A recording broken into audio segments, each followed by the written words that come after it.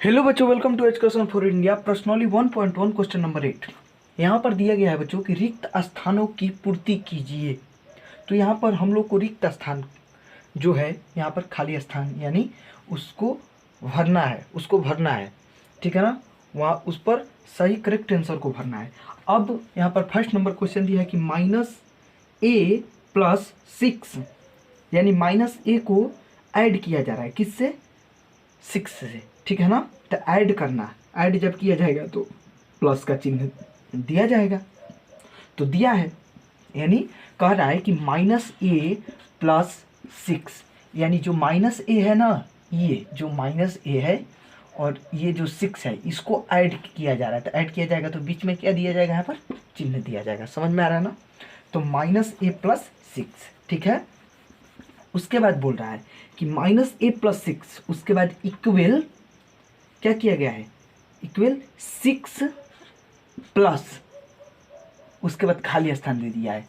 देखिए बच्चों, अच्छे से समझिएगा, कहना क्या चाहता है कि -a+6 यानी सबसे पहले हम इसने क्या किया कि -a को बीच में प्लस है ना, यानी जोड़ दिया। प्लस है तो योग किया, किससे? 6 से।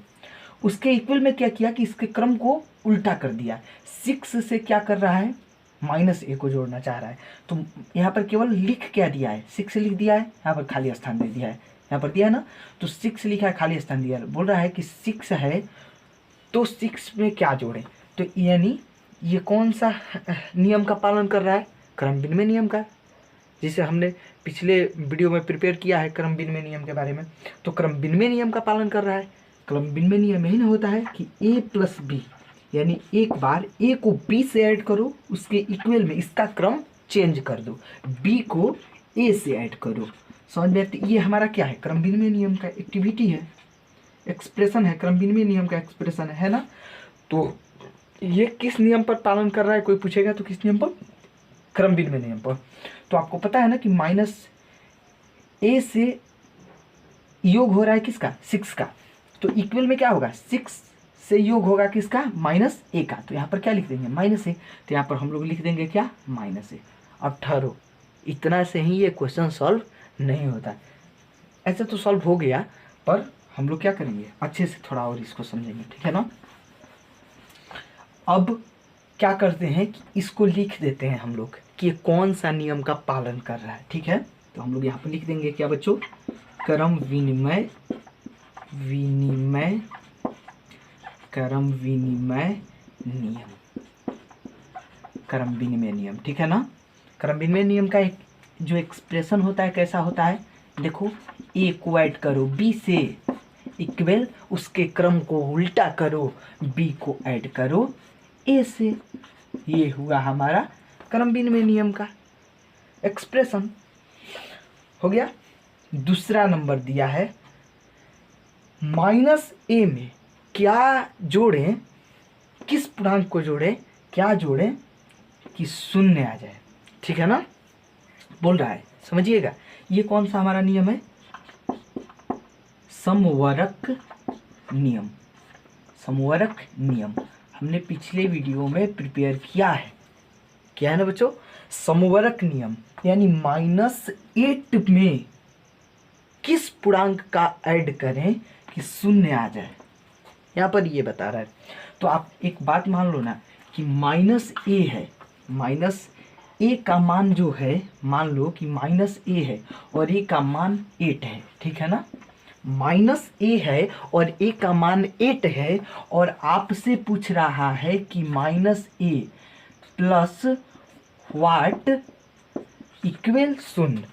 आपसे पूछ रहा है कि -a plus what equal 0। -a में किस पूर्णांक का ऐड करें, यहाँ पर किस पूर्णांक को रख के ऐड करें कि इक्वल जो उसका वैल्यूएशन आ जाए ना, 0 आ जाए, 0। समझ में आया बच्चों? तो यहाँ पर मान लीजिए कि -a का जो हमारा वैल्यू है 8 है, तो यहाँ पर दे दिया ना। -a का वैल्यू 8 मीन्स क्या? -8। -a का वैल्यू 8 मीन्स क्या? -8। तो हम लोग क्या कर सकते हैं? हम लोग यहाँ पर रख सकते हैं क्या? 8 यहाँ पर रखा गया ना -8। अब कहने का मतलब अर्थ ये है बच्चों कि -a का वैल्यू -8 हुआ ना, तो -8 यहाँ पर रख दिया गया। तो -8 में यहाँ पर बोला है कि -a में क्या जोड़े, -8 प्लस वाट इक्वल 0। -8 में क्या जोड़े कि उसका वैल्यूएशन जो हो ना 0 हो जाए। तो -a में क्या जोड़े कि उसका वैल्यूएशन 0 हो जाए, तो वही -a का मान 8 है, तो यहाँ पर -8 रखा गया। उसमें क्या जोड़े कि जो उसका वैल्यू आया ना 0 हो जाए, तो क्या जोड़ोगे, 8 जोड़ोगे। एक ऋण पूर्णांक होगा, एक धन पूर्णांक होगा, तभी क्या होगा, उसका जो वैल्यूएशन है ना 0 के बराबर आएगा। तो ऋण पूर्णांक यानी जिसके आगे माइनस का चिन्ह लगा रहा है ऋण पूर्णांक है, जिसके आगे प्लस का चिन्ह लगा रहे या ना लगे वो धन पूर्णांक है। समझ में आया ना, इतना तो समझ लिए। अब ये समवर्क नियम कैसे है इसे हम लोग समझेंगे। अब इसका एक्सप्रेशन, समवर्क नियम का एक्सप्रेशन क्या बोलता है। समवर्क नियम, दो पूर्णांक संख्याओं का अंतर एक पूर्णांक संख्या होता है, उसे हम घटाव का समवर्क नियम कहते हैं। आप अपने कॉपी में नोट कर सकते हैं इस प्रकार से स्टार बनाकर। दो पूर्णांक संख्याओं का अंतर एक पूर्णांक संख्या होता है। एक्चुअली में ये अंतर ही हुआ है कि नहीं हुआ है, एक्चुअली में तो ये अंतर हुआ है। दो पूर्णांक संख्याओं का अंतर एक पूर्णांक संख्या होता है, उसे घटाव का समवर्क नियम कहते हैं। अगर सब्ट्रैक्ट होगा तो समवर्क नियम घटाव का कहते हैं, अगर मल्टीप्लाई होगा तो गुणा का समवर्क नियम कहते हैं, अगर प्लस होगा तो हम लोग योग का समवर्क नियम कहते हैं। पर क्या समवर्क नियम हमने पिछले वीडियो में प्रिपेयर किया ना बच्चों, क्या समवर्क नियम डिवीजन पर सत्य है? हो ही नहीं सकता ना, क्योंकि आप ये सोचो ना कि वो ऐसी एक नंबर जिसको शून्य हिस्सों में डिवाइड किया जाए, क्या शून्य हिस्सों में डिवाइड होगी कोई ऐसी नंबर? तो शून्य के कारण क्या होता है, समवर्क नियम वर्क नहीं करता है, ठीक है ना, डिवीजन के केस में। तो अगर शून्य को हटा दिया जाए, आपको बताए थे पिछली वीडियो में, वो शून्य हिस्सा जो मैं यानी शून्य से किसी संख्या में तो भाग लग सकती है, लेकिन किसी संख्या से शून्य में नहीं लग सकती। इसका जो वैल्यूएशन आएगा 0 आएगा, ये हमारा ट्रू है, ठीक है ना। पर इसका ये तो पूर्णांक हो जाएगा, पर इसका वैल्यूएशन इसके कारण किसी संख्या से 0 में भाग नहीं लग सकती। इसके कारण हमारा क्या हो रहा है, ये समवर्क नियम एक्टिव नहीं हो रहा है, ठीक है ना, डिवीजन के केस में। समझ पा रहे हो कि नहीं पा रहे हो? अच्छे से समझो, अपना कॉमन सेंस लगाओ। तो यहाँ पर क्या है कि मैं जो बोलने वाला हूँ आपको कि एक 5 नंबर है, वो एक ऐसा नंबर जिसको 0 हिस्सा में डिवाइड करना है, जिसको 0 हिस्सा में बांटना है। कैसे बांट सकते हो आप सोचो ना, आप सोचो कैसे बांट सकते हो। बोलोगे सर कैसे बांटा जा सकता है, कैसे बांटोगे आप 0 हिस्सों में उसे? इसीलिए इसके केस में, इसीलिए डिवीजन के केस में समवर्क नियम एक्टिव नहीं होता है। ओके, अब आपको ये भी बात पता करना पड़ेगा कि कैसे यहाँ पर ये समवर्क नियम हो गया। तो आपको अभी हम उसका डिफिनीशन तो बोले कि दो पूर्णांक संख्याओं का, सॉरी उसका डिफिनीशन तो अभी आपको, हाँ सॉरी, ठीक है। दो पूर्णांक संख्याओं का अंतर एक पूर्णांक संख्या होता है। ये दो पूर्णांक संख्या है ना, अब ये हो सकता है कि कोई ऋण पूर्णांक हो सकता है, कोई धन पूर्णांक हो सकता है, कोई धन पूर्णांक हो सकता है, केवल ऋण पूर्णांक हो सकता है, केवल धन पूर्णांक हो सकता है। ये तो उस क्वेश्चन देने वाले पर डिपेंड करता है, ठीक है ना। तो वो तो अलग बात है, पर दो ऋण पूर्णांक संख्याओं का अंतर एक ऋण पूर्णांक होता है। देखो ये जो है 0 हमारा पूर्णांक तो है, सॉरी गलती हमने बोल दिया कि दो पूर्णांक संख्याओं का अंतर एक पूर्णांक संख्या होता है, ऋण पूर्णांक नहीं होता। सॉरी, बहुत ज़्यादा गलती हो गया ना बच्चों, डिस्टर्ब मत होइएगा। समझिए कि दो पूर्णांक संख्याओं का अंतर एक पूर्णांक संख्या होता है। फ्लो में इतना बोल देते ना पढ़ाते समय, सॉरी। दो पूर्णांक संख्याओं का अंतर एक पूर्णांक संख्या होता है। तो देखो जो 0 है ना बच्चों, हमारा ना तो प्लस में होता है ना तो माइनस में होता है, पर क्या होता है, पूर्णांक संख्या तो होता है ना मैथ में। 0 हमारा पूर्णांक संख्या होता है। तो हो गया ना, दो पूर्णांक संख्याओं का अंतर एक पूर्णांक संख्या, उसे क्या कहते हैं, घटाव का समवर्क गुण कहते हैं। समवर्क नियम या समवर्क गुण, बात बराबर। चलो इतना तो समझ लिए। अब आ जाते हैं हम लोग, अब इसका एक्सप्रेशन यानी a प्लस बी, समझिएगा, इक्वल a, इसका एक्सप्रेशन इक्वल a हो गया ना। इस प्रकार से इसका एक्सप्रेशन होता है। इस एक्सप्रेशन पर जब एक्टिव हो जाएगा, यानी सब्ट्रैक्ट के केस पे एक्टिव होगा, यानी मल्टीप्लाई के केस पे एक्टिव होगा, यानी ऐड के केस में एक्टिव होगा, पर डिवीजन के केस में अनएक्टिव होगा, ठीक है ना। अब आते हैं हम लोग, ये समझ लेते हैं। यहाँ पर दिया है तीसरा नंबर क्वेश्चन, 2 + 9 + -6। आप एक बात देखो बच्चों, आप देखोगे तो आपको समझ में आएगा। एक बात आप देखो कि ये जो 2 है ना, ऐसा पूर्णांक है जो कि बाहर है, किस दो पूर्णांक से बाहर है। वो दो पूर्णांक कौन है? 9 और -6। 9 + -6 ये दो पूर्णांक भीतर हैं, अंदर हैं, और ये बाहर है। तो देखिए इसमें इक्वल दिया है ना, तो दिया है कि क्या, देखिए एक पूर्णांक बाहर है और 9 और +-6 जो है अंदर है। तो इसमें भी, इसके उल्टे क्रम में भी 2 + 9 क्या है? अंदर है। और ये जो है ना हमारा 2, इसको लिखा नहीं गया है। तो कहने का मतलब कि आपको पिछले वीडियो में पढ़ाया गया होगा, प्रिपेयर कराया होगा साहचर्य गुण, साहचर्य गुण, साहचर्य गुण के बारे में आपको बताया गया होगा। साहचर्य गुण का ये एक्सप्रेशन क्या बोलता है? a + b + c, उसके उल्टे क्रम में इक्वल, उल्टे क्रम में क्या हो जाएगा? देखो a + b + c, जो कि हमारा क्या होता है? एक पूर्णांक बाहर रहता है, दो पूर्णांक अंदर रहता है, ठीक है। अब इसके उल्टे क्रम में क्या होता है? ठीक है, इसके उल्टे क्रम में ये होता है कि जो पूर्णांक अंदर रहता है वो पूर्णांक बाहर हो जाता है, यानी b अंदर है ना तो b बाहर हो गया, b+, और जो बाहर होता है वो अंदर हो जाता है, a + c, इसके उल्टे क्रम में, ठीक है ना। इसे हम लोग बोलते हैं साहचर्य गुण, ठीक है। a + b + c equal b + a + c। तो देखो जो a है ना हमारा, एक पूर्णांक है ना जो कि बाहर है, इसके बाहर है यहाँ पर फर्स्ट में, और जो b पूर्णांक है हमारा अंदर है, और इसके उल्टे क्रम में जाओ ना इक्वल करके, तो b जो अंदर है फर्स्ट में वो क्या हुआ? बाहर हो गया, और जो बाहर पूर्णांक है वो भीतर हो गया। इसे हम लोग कहते हैं क्या? साहचर्य नियम, साहचर्य गुण, ठीक है, जो कि इस प्रकार से वर्क करती है। तो यहाँ पर भी देखिए 3 पूर्णांक, इसका एक्सप्रेशन है ये साहचर्य नियम का, साहचर्य नियम का एक्सप्रेशन समझ में आ रहा है।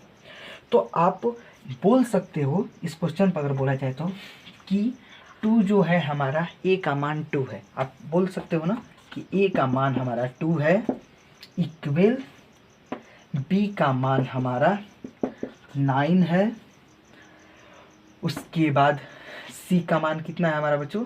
समझने का प्रयास कीजिएगा, c का मान हमारा -6 है। बोल सकते हो कि नहीं? a का मान 2 है, जो कि ये बाहर है ना पूर्णांक, 2 भी बाहर है, तो a का मान 2 है, b का मान 9 है, b का वैल्यू 9 और c का वैल्यू b, उसके बाद प्लस, क्योंकि देखो a + b + c, ठीक है ना, ये प्लस पर जो है ना एक्टिव हो रहा है साहचर्य नियम, यहाँ पर भी प्लस पर ही एक्टिव हो रहा है, इसीलिए प्लस का चिन्ह दिया जा रहा है, यहाँ पर साइन प्लस का दिया जा रहा है। इससे आप लोग डिस्टर्ब ना किएगा, प्लस का यहाँ पर साइन क्यों दिया रहा है? क्योंकि प्लस पर एक्टिव हो रहा है। तो इस प्लस को छोड़ दीजिए, तो b का वैल्यू कितना है? 9, ठीक है। c का वैल्यू कितना है? c का -6, ओके, नो प्रॉब्लम। अब हम लोग रख लेते हैं इस पर, इस एक्सप्रेशन पर a का वैल्यूएशन 2 प्लस का तो देंगे ना, क्योंकि एक्टिव हो रहा है प्लस पर, ठीक है ना, प्लस के एक्टिविटी पर इसका एक्सप्रेशन ऑपरेट हो रहा है, किसका? साहचर्य नियम का, ठीक है। अब b का मान हमारा क्या है? 9, प्लस c का मान क्या है? माइनस में है तो एक कोष्ट देंगे ना बच्चों, क्योंकि आपको एक बात बता दें कि प्लस और माइनस एक्टिविटी करता है। वो कौन सा एक्टिविटी करता है? मल्टीप्लाई के केस में एक्टिविटी करने लगता है, अपने आप को चेंज करने लगता है। तो मल्टीप्लाई के केस में एक्टिव कैसे होता है? देखो जब बीच में पड़ जाएगा ना, ऐसे एक्टिव करने अपने अपने आप में ऑपरेट होने लगेगा। ऑपरेट होगा तो क्या? प्लस माइनस की एक्टिविटी होने लगेगी।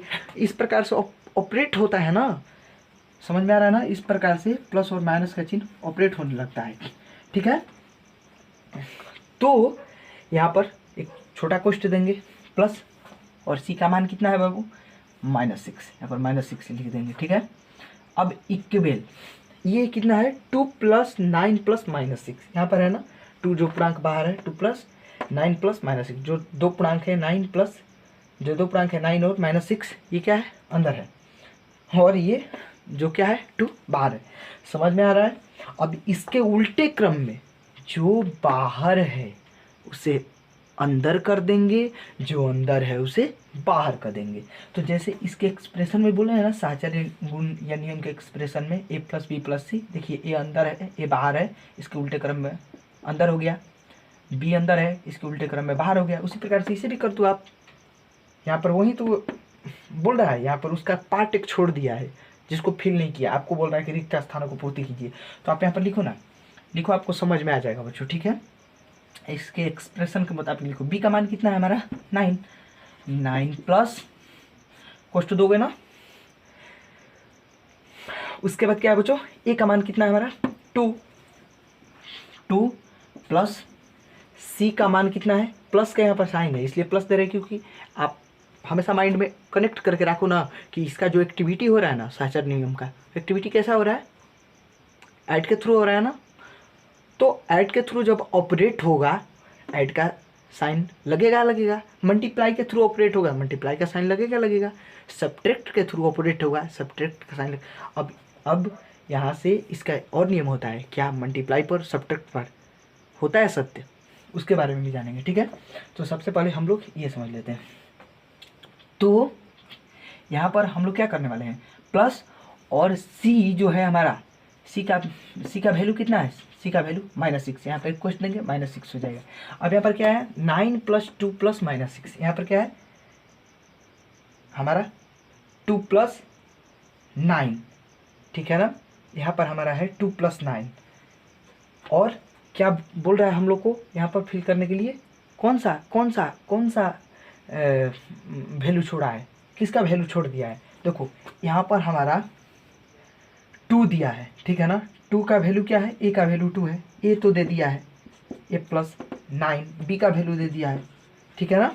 इस क्रम जब उल्टा करेगा ना बच्चों तो इसको इधर उधर करके रख देगा, यानी ये ऐसे भी कर सकता है जैसे मैं किया हूँ ना कि b + a + c ऐसे भी कर सकता है, या a + b + c ऐसे भी कर सकता है, a + b + c ऐसे भी कर सकता है, ठीक है ना, या ऐसे भी कर सकता है b + a + c, जो कि मैं किया हूँ b + a + c।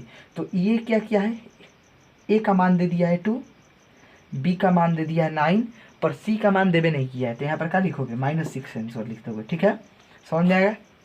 अब ये तो हम लोग समझ लिए, अब हम लोग जो नीचे क्वेश्चन है इसको सॉल्व करेंगे, ठीक है ना। ये जो एक्सप्रेशन है a + b + c = b + a + c साहचर्य गुण का एक्सप्रेशन, ठीक है। अब हम लोग नीचे देख लेते हैं, नीचे हमारा क्या है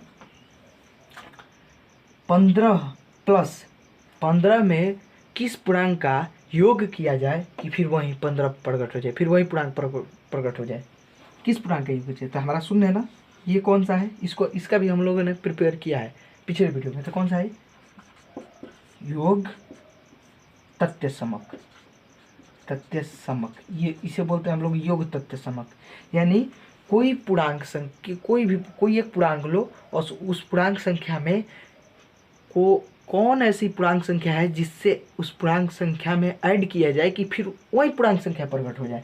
यानी 15 एक पूर्णांक संख्या है, इसमें कौन ऐसी पूर्णांक संख्या को ऐड किया जाए कि फिर 15 प्रकट हो जाए, फिर वही पूर्णांक संख्या प्रकट हो जाए। तो शून्य योग तथ्य समक में क्या होता है कि शून्य को ऐड करोगे कोई भी पूर्णांक में तो फिर वही पूर्णांक प्रकट हो जाएगा, यानी जैसे 4 है इसमें कौन ऐसा पूर्णांक ऐड किया जाए कि फिर 4 प्रकट हो जाए, शून्य को ऐड करोगे।